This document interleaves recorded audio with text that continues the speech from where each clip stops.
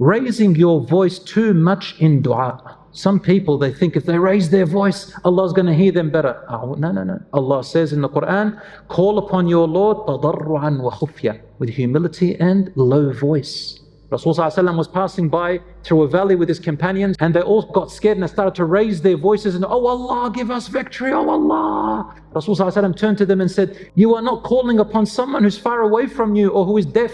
إِنَّمَا تُنَادُونَ قَرِيبٌ مُجِيبٌ. You are calling upon someone who's very close and he will respond.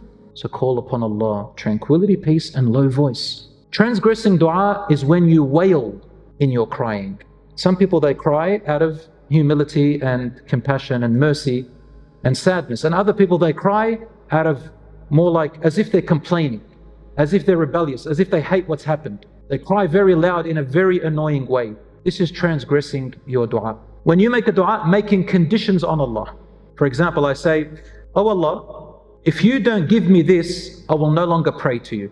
Some people do that. Oh Allah, if you do this, I will do that.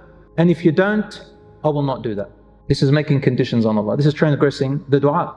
Asking in too much detail. Let me enter through the white door of the right place of paradise with a white palace on the right side of paradise with hinges made out of fairy dust and so on. You don't make all this dua in detail. Changing the dua into a lecture.